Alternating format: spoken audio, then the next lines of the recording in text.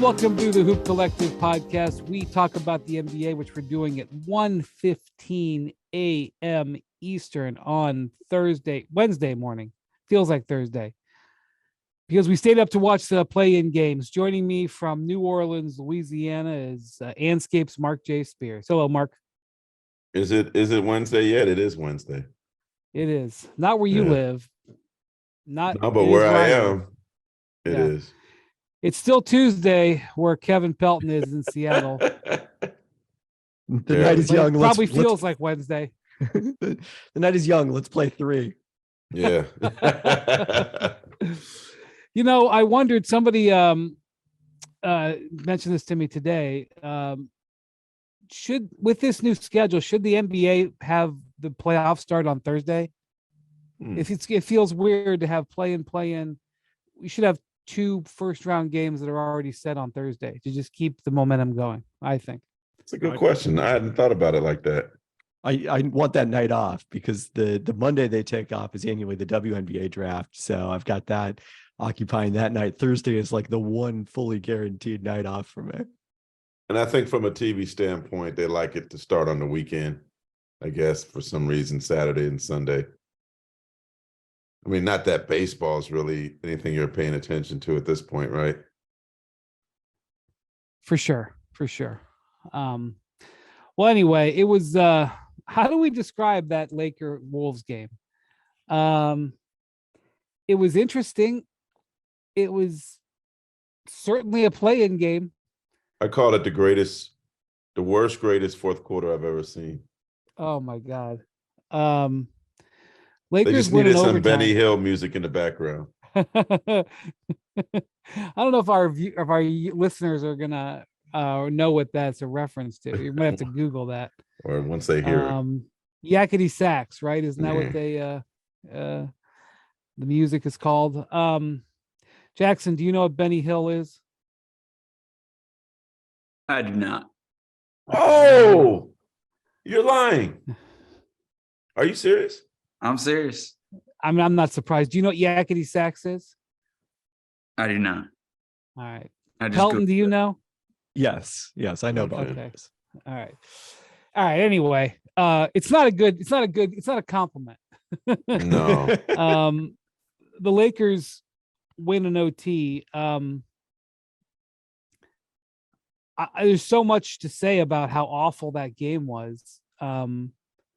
So many terrible things happened. Calling it a win is, I don't even know if you can call the Lakers winning it, but look, they did. I mean, the thing about it was all the guys that they traded for weren't in the game.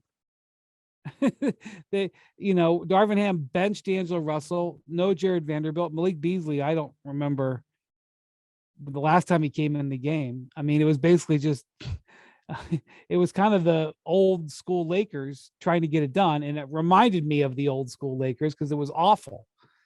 And Spears, I think Karl Towns got his 5th foul and just retired. Well, I don't even know. I don't know if Anthony Edwards even showed up the whole game either. At least, yeah, I don't know. I mean, we're recording this immediately after the game, so yeah, I don't know. I don't know if we'll hear about some interviews. I was put Austin Rivers in at this point. Like, at least he'll, I've known Ant-Man to be somebody that plays some of his best basketball in the biggest moments, in the most challenging of games. And I was expecting a Godzilla-like performance for him to come in and step on the buildings of LA downtown. I am absolutely stunned that he had these struggles, that he stopped going to his signature drives, not using his athleticism to his advantage. As you could tell, I'm just very stunned that he didn't have just a decent game, let alone such a. Well, I don't know if his shoulder, how bad his shoulder was bothering him. Yeah. I mean, he shot 9 threes. It wasn't hurting it too much. Well, exactly. He was 3 of 17, 0 of 9 on 3. I don't know what to make of it. The Lakers really were not very good. And they were really relying on Dennis Schroeder. Like for a while there, Dennis Schroeder was the only guy on the floor doing anything. And Mike Conley LeBron, on the other end, right? Yeah, but it wasn't much. I mean, Conley had a couple of plays, including he got fouled with a 10th of a second left in regulation and hit 3 free throws. But part of it was like there was literally nobody else doing anything. And I mean, I'm going to circle Karl Towns because, Towns' playoff history, I mean, to me, this is postseason. The regular season is over. This is postseason. People can say whatever they want. His playoff history is scattered, to say the least. He's got a couple of impressive performances, and he's got a couple of performances that he, are not commiserate of what they need from him. He took in the entire fourth quarter, and I realized he was playing with foul trouble, but in the entire fourth quarter, he took 2 shots, and there was repeated times where he had matchup advantages, where he had Austin Reeves on him or Schroeder on him, and he just gave the ball up. I just like he just wasn't looking for it. And when he did, the couple of times he did shoot it, he just sort of faded away. He did not take a shot in overtime. He had a what do you call 5 trillions? Pelton, quadrillion. He had a quadrillion overtime. He played 5 minutes, nothing, no shot, no rebound, no foul, no turnover, no nothing. He did nothing in overtime. And in the fourth quarter, he took 2 shots and had 1 rebound. So, look, you can blame Rudy Gobert. You can blame Jaden McDaniels. You can question Anthony Edwards. You can say a lot of stuff. You can say that the officials, there were some fouls, I thought, in the second half that the Lakers got. There was one play where Anthony Davis, when LeBron threw that dying quail lob in there late in the fourth quarter, and it looked like he kind of mauled Towns to get position to score. I mean, you can say all that. I agree with all of it. It's fine. Lakers got calls, whatever. Unacceptable for your $200 million player in that situation to be a 0. Yeah. 0 down the stretch of that game. And there's a lot you can take away from this, but and he had a great start. Yeah. He had a great start. Yeah. But should we, does Mike Conley well, I mean, that counts, deserve some blame for, I mean, that's why Mike is there, right? To take control of the game, to make sure the guys get the ball where they need to go, to kind of be the conductor. And, I think Mike, probably looking back, would probably say, yeah, I probably should have got Cat the ball where he needed to get to be successful, or pushed him to be successful. Like, their whole team was just bad. I even think the coaching was bad at some point. Their Timberwolves do have a couple guys that could score on the bench. Like, just take Edwards out and put somebody else in, give somebody else a chance.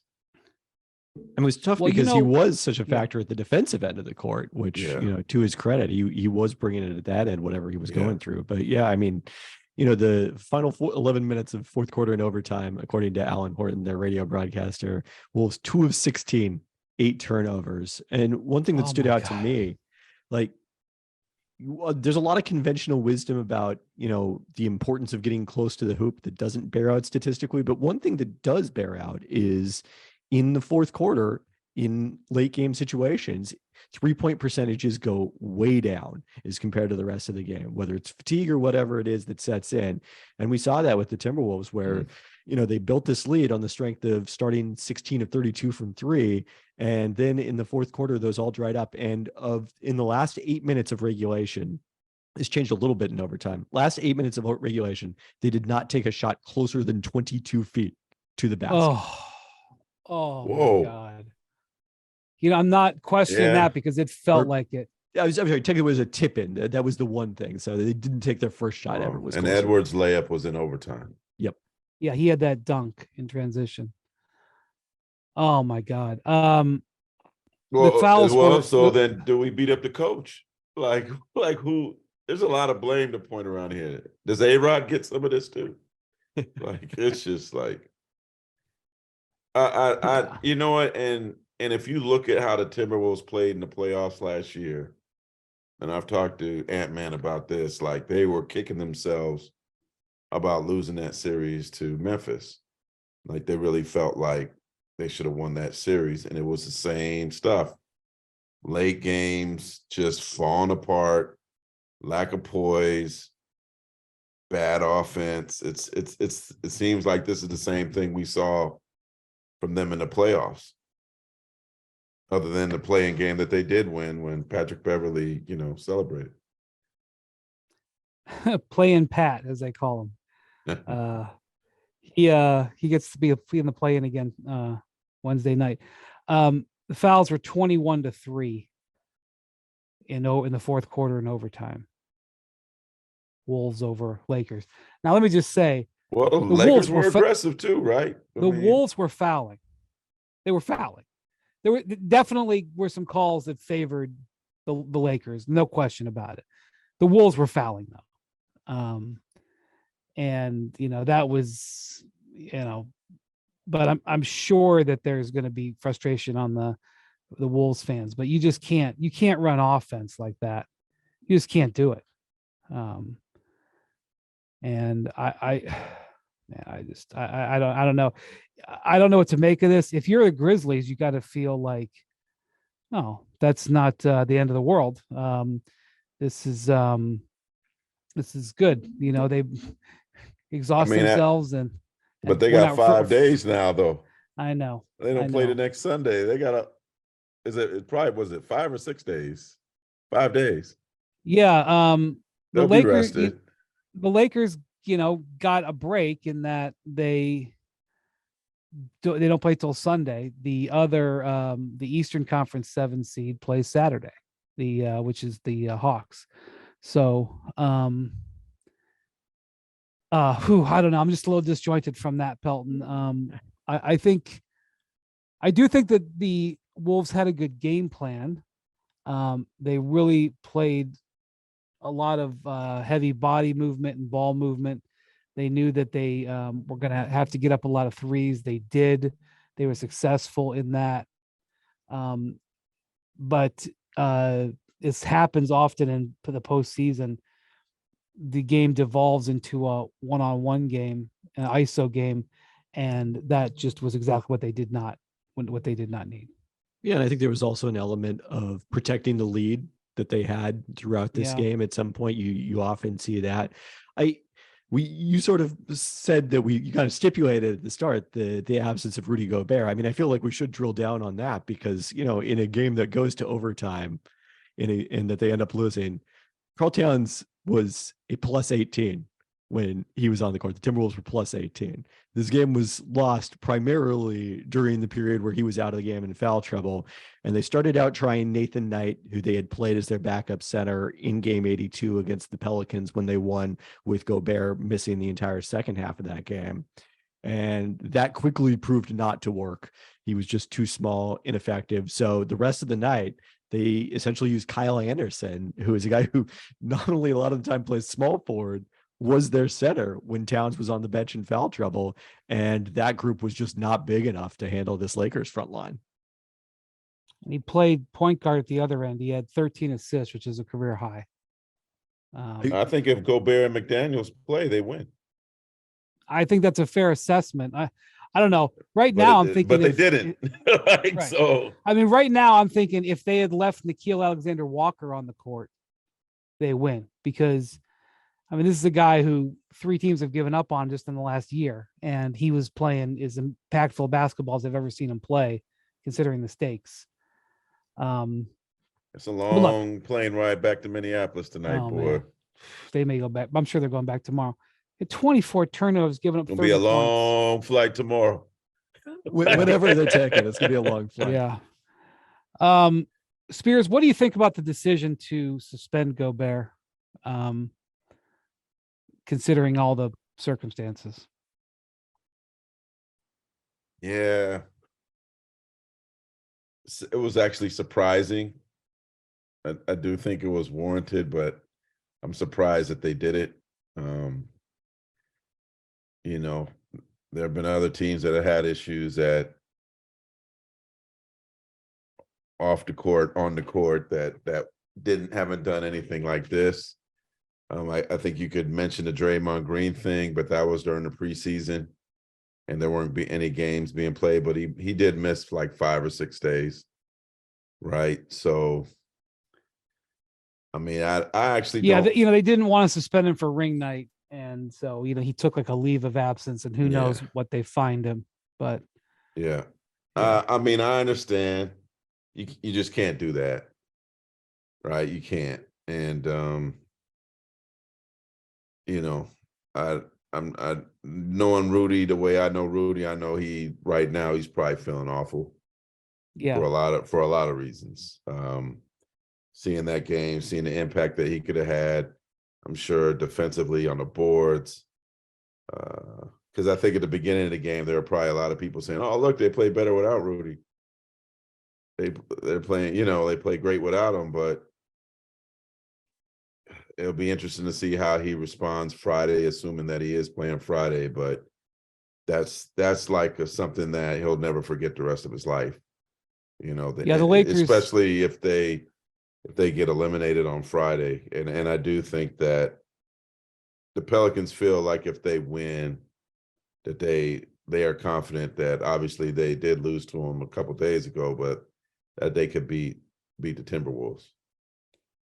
The Lakers had 8 more offensive rebounds and 11 more second chance points. So that doesn't happen with Rudy there. I assume LeBron was their best offensive player. He scored 30.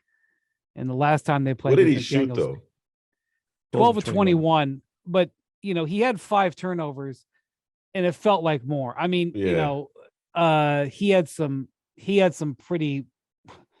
Just in general, there was some pretty wild passes being thrown in this game, and then he got his pocket picked by Taurean Prince late in the fourth quarter, where Prince just caught him sleeping, and LeBron was called for a loose ball foul, and it but the Lakers were not in the bonus, and that was fortunate. But I don't think it was a command performance from LeBron, but he did score 30, and when they made the comeback, he was playing a big role. I think more impressive for LeBron is he had 6 assists, and had a couple of assists that set up key 3-pointers, including the Dennis Schroeder 3-pointer at the end of the fourth quarter that looked like it was going to be the game winner. And that shows just the greatness of him, right? Like even when he doesn't score, he gets figures out a way to win the game, or at least what appeared to be a winning shot at the time. And I mean, AD showed up, but he had 24, 15, and 3 blocks, 4 assists. I mean, he was a factor. And then, at the end of the game, or not but so much at the end, but several times when the game was just absolutely in the muck and nothing could happen, he just muscled in a basket. And I'm sure the Wolves fans were screaming he was committing offensive fouls, which he might have been. But you know what, Brian, too? We got to give the Lakers credit for clawing back. How many were they behind? 15. They were so listless in the first half, so lack of urgency, which was really, really stunning under the circumstances. I don't know what was said in the locker room at halftime, but they definitely seemed to have a different light underneath them in the second half. Well, we're in they came out more aggressive season. So one of the things that's fascinating about playoff games, especially play-in playoff games where it's, these games weren't one and done, but they kind of felt like one and done tonight. And the rich versus the riches you get versus the spoils, right? They're so vast. Agreed, for sure.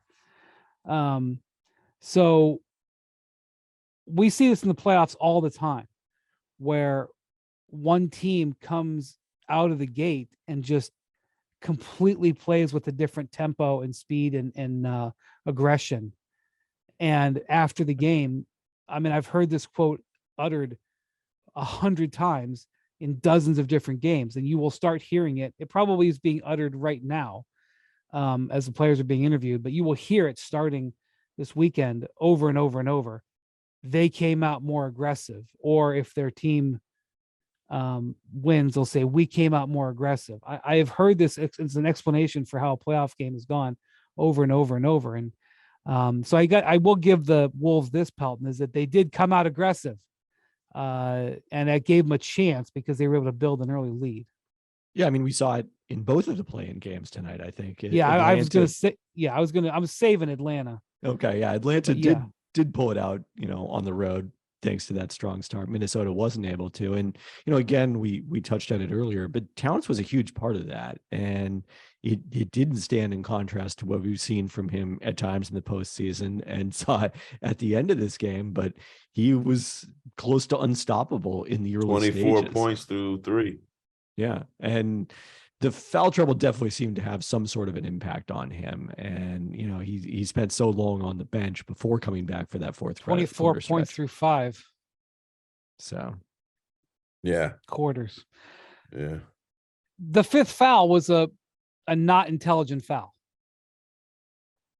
I mean, I think the charge was a pretty ill-advised drive at that stage and compounded it then, picked up a more legitimate foul at the other end, but he had 2 fouls in 12 seconds after, staying out of foul trouble, knowing that was going to be crucial in this game without Gobert and without, we should mention, Naz Reid, who is still injured. And that kind of exacerbated the lack of center depth for the Timberwolves. Pelton, what do you make of the Lakers and their legitimacy to threaten the Grizzlies in this next round? I mean, I don't know how much to take out of this game. They do have a very good record since the trade. And when they had to play defense in this game, they did get stops. I don't know how much of it was of the Wolves, kind of just withering away, but there's this consensus that the Lakers are dangerous. I wouldn't be looking at them as a dangerous team if I had just seen tonight. I'm relying more on what I've seen for the last 6 weeks, but what do you think? Yeah, I mean, I think they are, for a 7 seed, unusually dangerous when you combine their playoff experience.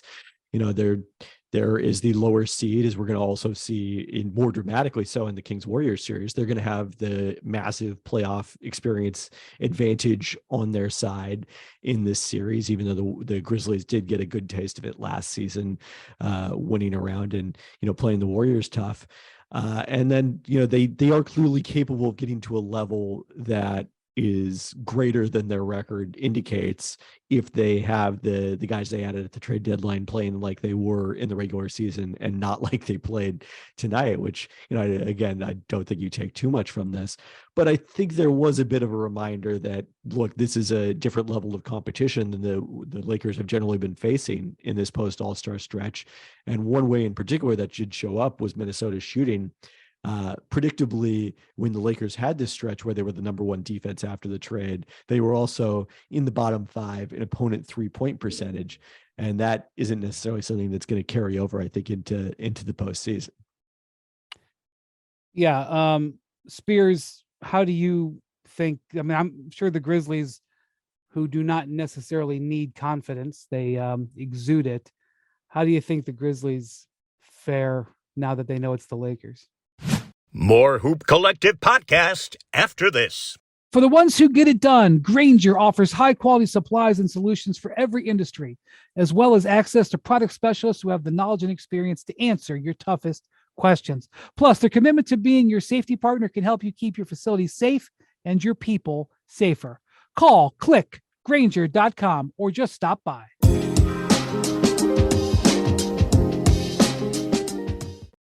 In 2 games against the Lakers this season, Ja averaged 30. Yeah. So shot not amazing, 41% from the field. But 30 is 30, right? 9 assists, 6.5 rebounds. The guy I'm more curious about is Jackson. You know, I think like, I don't know if I want to say he's the key to the whole series, but he's really. But him against. I'll say he's the key to the whole series. Yeah. I think he's the key to their whole playoff run. They have, no Steven Adams at this point, and we talked about Cat's foul trouble. Well, we know there's a long history of Jaren Jackson. Well, foul trouble. That's the thing about when Gobert was announced as being suspended, the point spread on this game, and it may not have finished. I don't follow it real closely, but the point spread on this Lakers Wolves game went from like 4.5 or 5 to like 8. And I think one of the reasons why the bookmakers thought that the Lakers weren't going to lose is because they assumed that Cat would be in foul trouble because the Lakers attacked the paint. Pelton, I think I saw that LeBron and AD were number 1 and number 2 in the league in paint scoring this year. Could that be possible? That I see that they averaged maybe a per game basis? Because not total, but one thing about Austin Reeves, who's playing a lot now, he attacks the paint and draws fouls. So that a big part of the Laker game plan against anybody is going to be to get into that paint. And so, LeBron does it not necessarily just to score, but he does it to kick.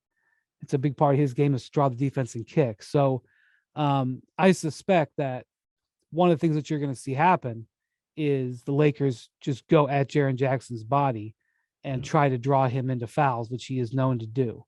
And in those 3 games, he averaged 5 fouls a game. There you go. And that's the thing. Like part of the reason why the Lakers get such a foul differential is because that's the way they play. I think Monty Williams, he had multiple rants about the Suns' lack of fouls, in the last few weeks of the season.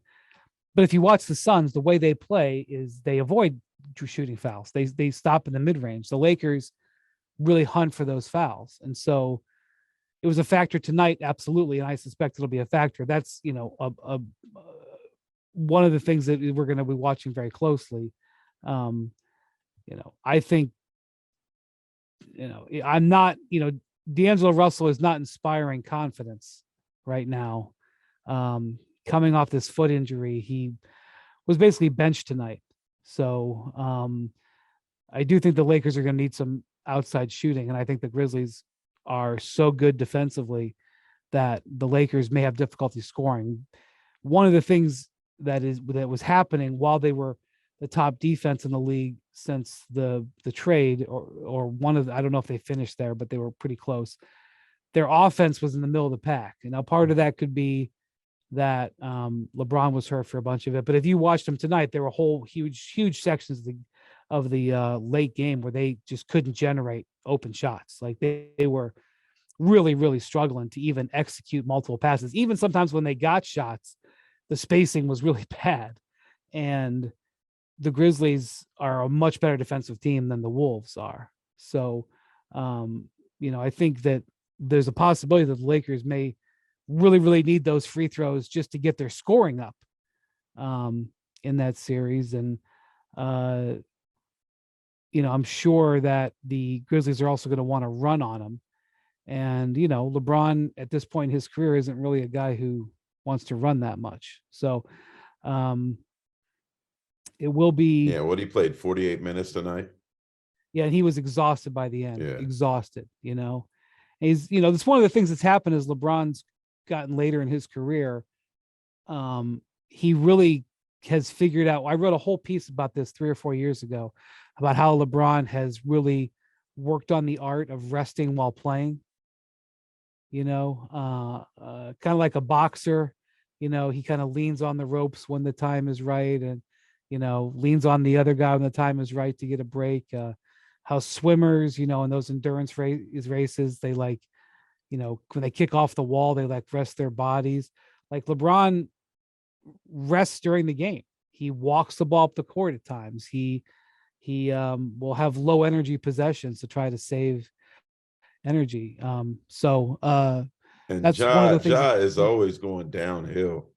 Oh my God. He's always going downhill, man. Ja looks like he's playing like with a different level of gravity than everybody else. Looks like he turns gravity down like a notch because he just bounces. He just he's like the definition of live legs. Holy Moses. And Brian, let's go back to that. Was that play earlier in the season where LeBron got into it with Dillon Brooks? Or I mean, half the Lakers have been into it with Dillon Brooks. Yeah. Half the NBA has been into it. That's right. Well, I mean, but it was pretty interesting play where like the Grizzlies were like beating them down. And they kind of were like talking to LeBron.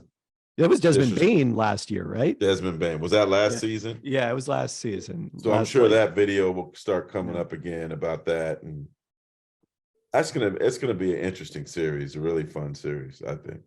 Very curious to see where Shannon Sharp is going to be sitting in this series. Yeah, well, I mean, that part too, right? Like directly across from the Grizzlies bench if the Lakers are smart.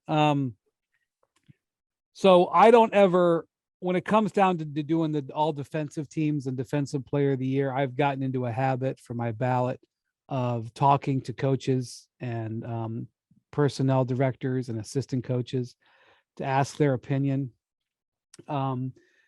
Because there aren't great metrics defensively. All of them have some level of flaw. Maybe you would disagree with Pelton, but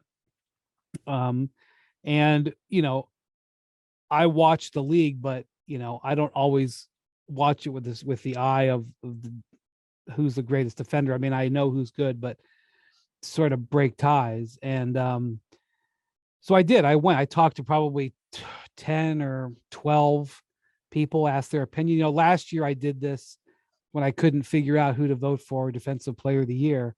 And there was an Eastern Conference coach, not Eric Spoelstra, but an Eastern Conference head coach who kind of gave an impassioned speech to me about why Bam Adebayo should have been defensive player of the year. And I talked to another coach, another Eastern Conference coach last year who wasn't as impassioned, but kind of backed it up. And I voted for Bam for that reason. And so this year I did it again, and I talked to all these people, and multiple, 4 or 5 people were I don't really like Dillon Brooks.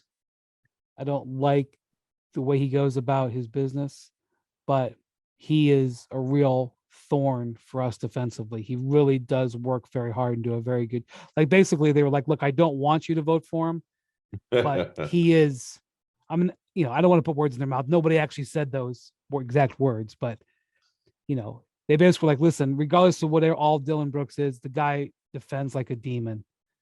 And well, let me say the adjusted plus minus this year said the same thing. And that there was a stage earlier in his career, I kind of thought that Brooks, it was a little bit of, people were overrating the on-ball toughness, and he didn't necessarily make as many plays as a help defender. But the last couple of years, the Grizzlies defense has been much better with him on the court, even when you account for the other personnel, even when you account for Jaren Jackson Jr., who was very much in the defensive player of the year conversation. So he was on my second team all defense.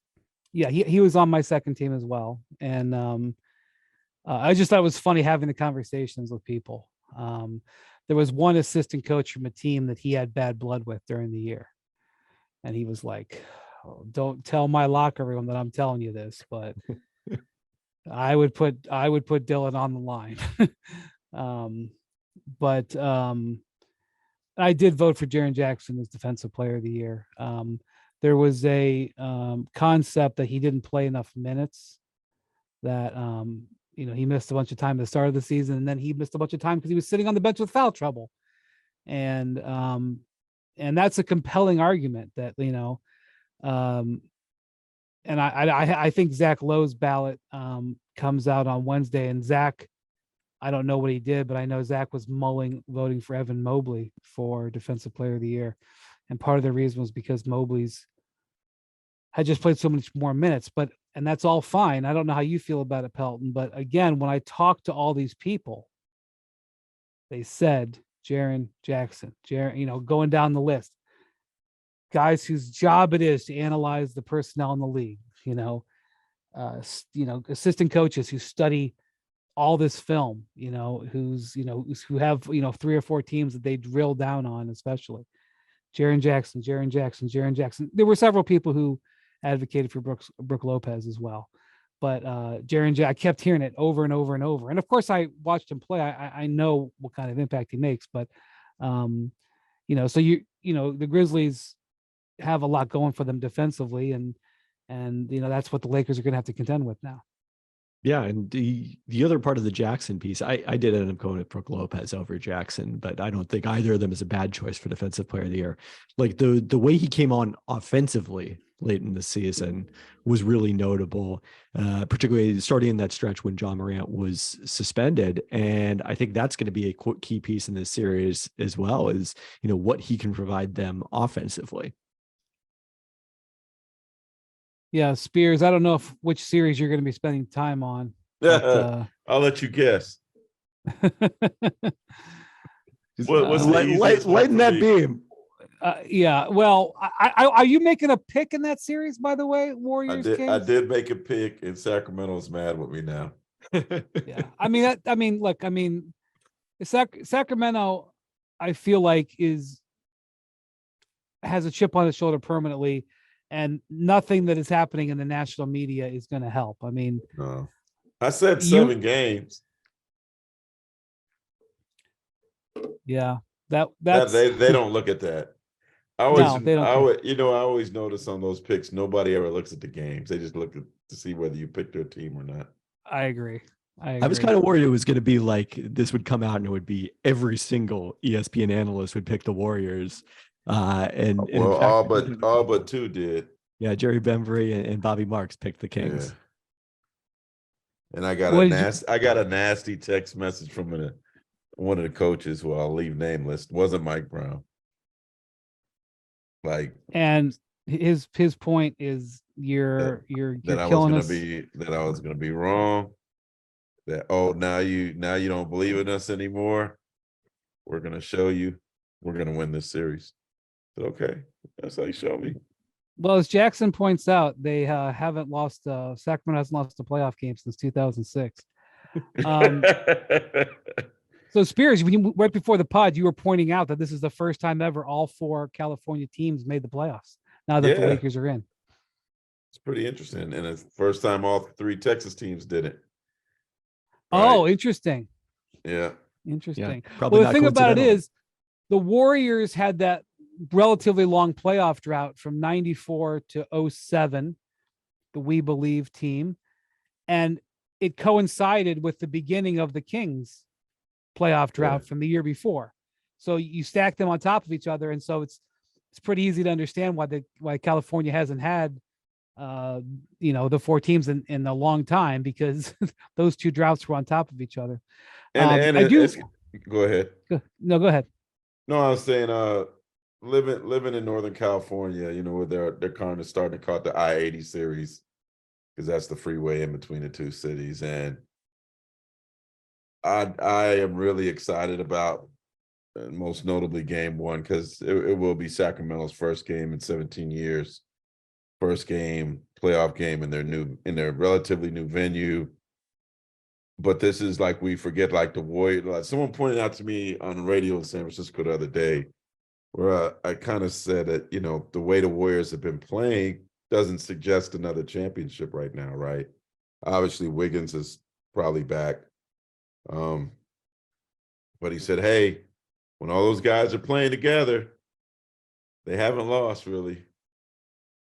And that's true. This is a more robust sample size than that Celtics healthy starting 5 never losing. Yeah. And so blew out his knee. So I think Sacramento fans shouldn't take it personal that people are picking the Warriors. They're the reigning champs. They've had a lot of success when healthy. With this group, I think they probably would have been stunned if I understand they're the 3rd seed. I understand that, but I don't know that seeds matter in this West playoffs right now. I agree, and I also think that, look, Sacramento might lick them a few times. Maybe in game 1, maybe they'll beat them by 30 points. but like, I know the Warriors are going to be able to handle that. The question is what will happen to Sac if they suffer a setback, because that's where you question what their experience level is. And I'm wondering about their game one, man. Like, there's so much. Kings haven't played well lately, especially not at home. Now they're going home. There's gonna be a lot of hype, a lot of excitement, a lot of expectations, a lot of nervousness. Fox's first playoff game. A lot of those guys' first playoff games were Warriors. This is right. It's like their 130th playoff game. And they took a 90-minute bus ride to get there. Maybe they fly the 15-minute flight. Like, this isn't a typical road trip for them, too. Like, I wonder if after the game, do they go home? I'm sure they will go home and practice. Well, I mean, we'll see. We'll see what the schedule is, but most likely they're going to have 2 days off between games. I'm sure. I've covered many teams. They'll be in their own bed that night. I've covered many teams that have flown home after game one of a playoff series, whether it was like Miami, Washington. Orlando. Washington back to, like when the Washington Cavs series I covered, when like Toronto, Washington series, like, Phoenix, LA, I've seen it happen. I do want to talk about Atlanta. So Atlanta gets the win in Miami. That was a pretty surprising outcome. I will say that I kind of felt all along that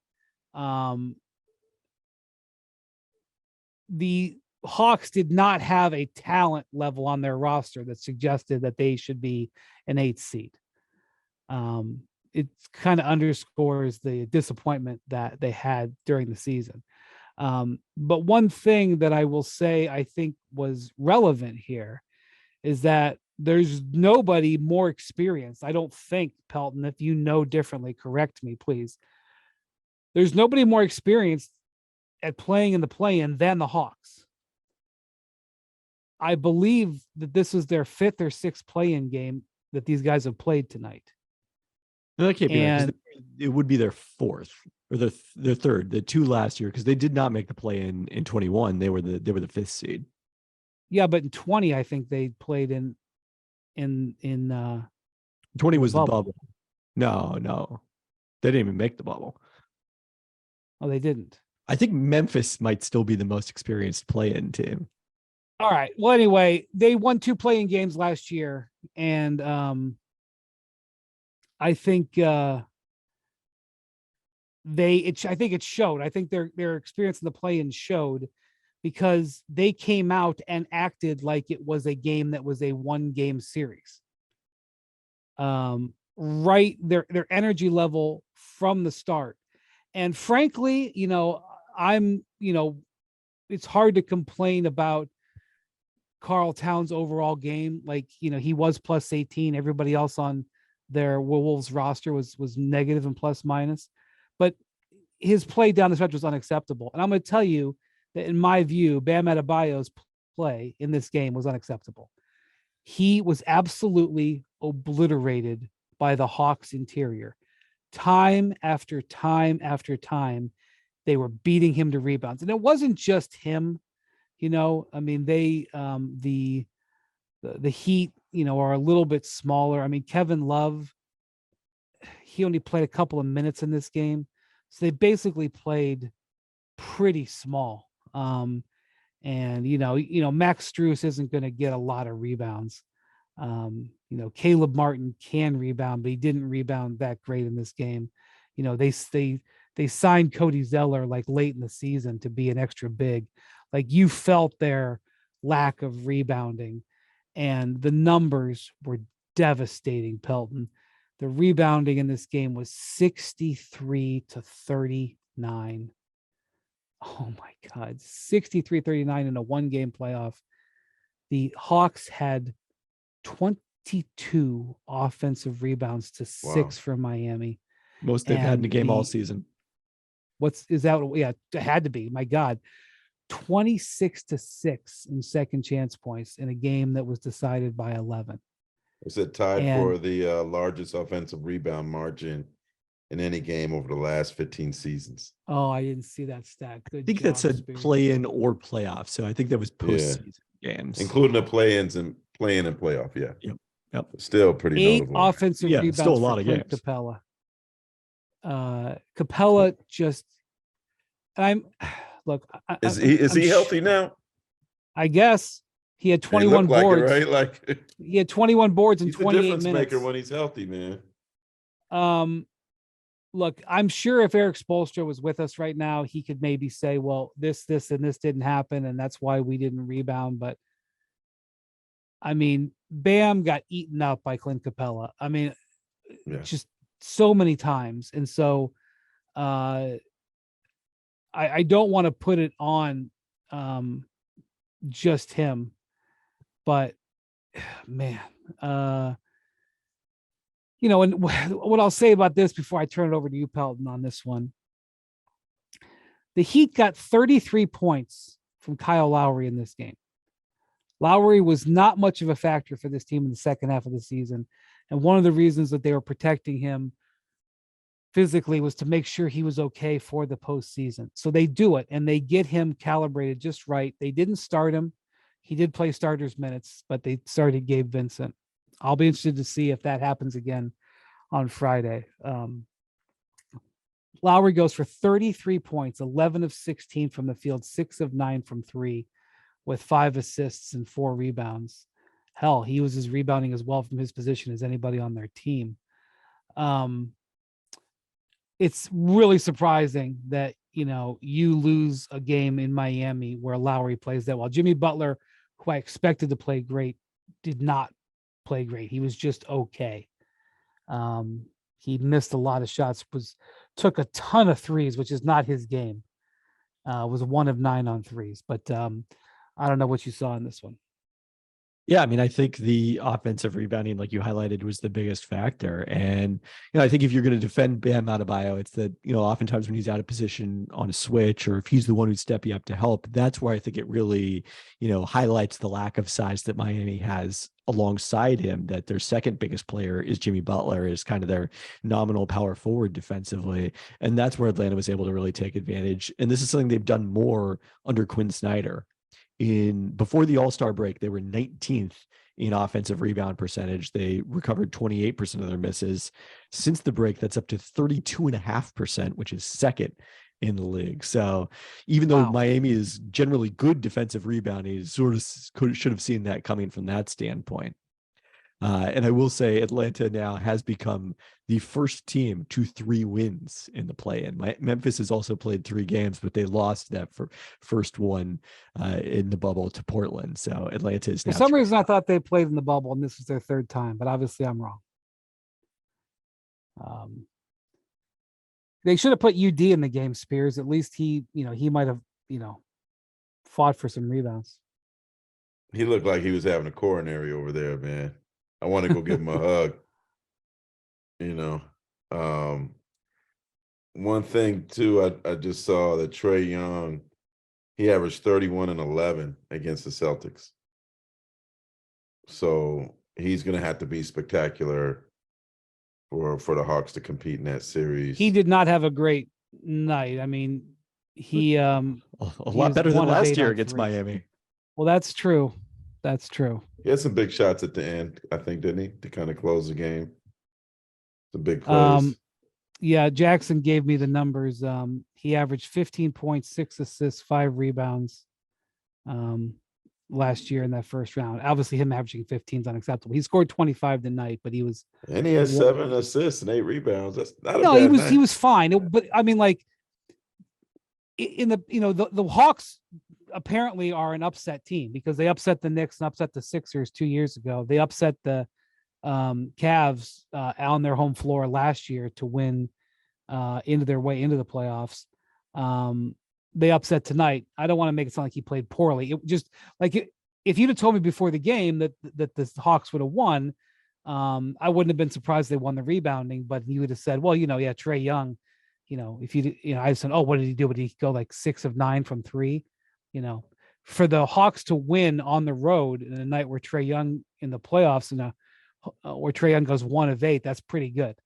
Yeah. And a big thing also, by the way, the Hawks bench. I mean, this is a deep team, a very deep team. the Hawks had 4 guys come off their bench and score in double figures.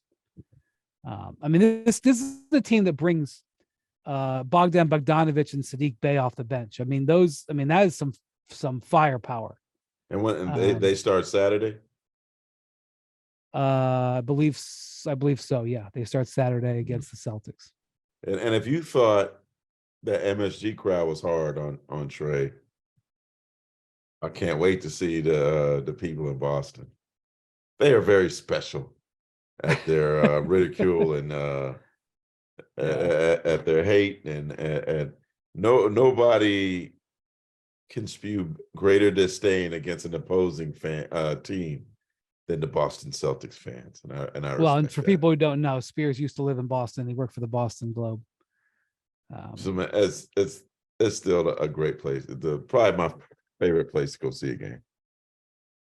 Yeah, the arena itself is not a special building. It's it's sort of it's just multi-purpose. It's shoehorned into a area. It's built on top of a train station. It feels like old school basketball, right? Like still got the parquet. The legends sit courtside still. Like, I saw a video of Garnett, Paul Pierce getting on Garnett about you need to show up to the games in the playoffs and make your presence known. Like those guys have so much like. That's interesting. I didn't see that. Yeah. No. Shout out to Jeff Twist. I think Raymond Ritter does a good job of this, but there's no other franchise that makes their former players feel more special than the Boston Celtics. Jeff Twist always used to say, once a Celtic's always a Celtic. I remember when Chris Herron played like 4 games for him and he got tickets to like a finals game or something like that. Like their alumni stuff is pretty amazing. But anyways, like I just remember talking to Kobe Bryant about how he's like, we lost to them in 2008 and they still threw rocks at our bus and pushed it. He was like they were frightened leaving the arena because of the way the fans treated their bus. So here's the thing about buses in Boston, and I know this is way off topic at 2:20 something in the morning. But so that building, the TD Garden, it's elevated. There's the North Station commuter train station is underneath, and so the playing floor, kind of like Madison Square Garden, is up in the air. The arena is above ground. Most NBA arenas are below ground, or many are, and then the ones that aren't are usually at ground. This is up in the air, and so for the bus to get into the building, it has to go up a ramp, and it's a very narrow turning ramp, and it's kind of a steep sort of ramp to get up into it, and the bus is back in there because it's easier to leave. It'd be really hard going downhill, especially in potential weather. So like they got to have like these, whenever you have buses and loading docks in big cities, shenanigans have to get done. Like in the Barclays Center and in Brooklyn, they built the world's largest turntable so that a bus pulls in, so it doesn't have to back up. It pulls in straight. And it goes down an elevator. A bus goes down an elevator, and when it gets to the bottom of the elevator, it gets on a turntable and it spins the bus, so that that way it can be pointed in the right direction. They didn't think of that technology or whatever in Boston, so the bus drivers in Boston have to go backwards up like this ramp, and like I think it's unsettling. It's unsettling to watch. I can't imagine driving up it, but that's like how you arrive into the TD Garden, like with a white knuckle.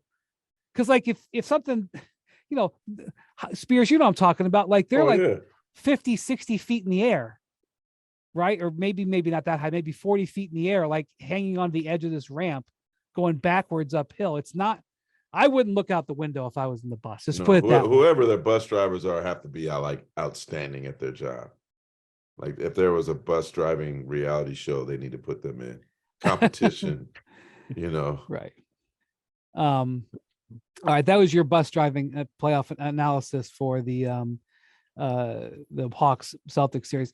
I thought that maybe the Celtics would not be thrilled to see the Heat. They gave them problems, obviously, last year, went down to the final horn, even though the Heat are not the same team as they were last year. They had the potential to kind of be the same team. They gave the Celtics some problems this year. I'm not sure that the Celtics would admit this because being the 2 seed and defending Eastern Conference champs, I'm sure they're not afraid of anybody who was in the play-in. But I assume Pelton that, I shouldn't assume, but I suspect that they don't mind that it's the Hawks coming out at them as opposed to Jimmy Butler again. Yeah, I mean, I think it's going to be a more Celtics style, free-flowing type of game. That's the kind of game they want to play, get up and down, shoot a lot of threes. They don't necessarily want to grind things out against Miami. So I think from that standpoint, there is probably a little be careful what you wish for, because as you talked about, Atlanta's depth, I think is something that's advantageous for them. And then there's also just the element, and I think we saw this to a degree tonight with the Hawks, like there's a certain point total that if you get to, Miami just probably is not reaching that because of the fact that their games are a rock fight. And I think that will help them if it's Toronto in the do or die play-in game on Friday. Even Chicago is, probably still going to play a lower scoring style of game than the more offensive style of Atlanta. But, in this series, that might be more how Boston wants to play is let's get this in the 110s. Yeah, and also the Heat play a bunch of different unusual style defenses, weird zones and stuff like that, that it's, it takes more preparation. Spears, before we go, I wanted to get your opinion of what Zion Williamson said today when he met with the media. The Pelicans are hosting the Thunder in their 8-9 or 9-10 play-in game on Wednesday night. Zion was talking about his hamstring injury that he suffered the first week of January and has kept him out basically for the rest of the season. And he had a setback around the All-Star break. I don't know if he described that, but he was ramping up to play and then all of a sudden got shut back down again. And this is the quote that I think a lot of people are reacting to. He said, quote, "Physically, I'm fine. Now it's just a matter of when I feel like Zion. I know the atmosphere I'd be entering based off playoff experience, so it's just a matter of when I feel like Zion." And he kept referring to himself in the third person. And it's a little bit of a mental battle because, when I re-aggravated the injury back in February, it was tough. So when I go to make certain moves, there's that hesitation. Sometimes there's not, and sometimes there is. And I understand the magnitude of these games coming up. And I don't want to be out there hesitating or doing something that may affect my team in a bad way. I think that and I was right behind him when he said that. What's that? I was standing right behind him when he said that. All right. So your thoughts? I wonder what was scripted, and I wonder what was him.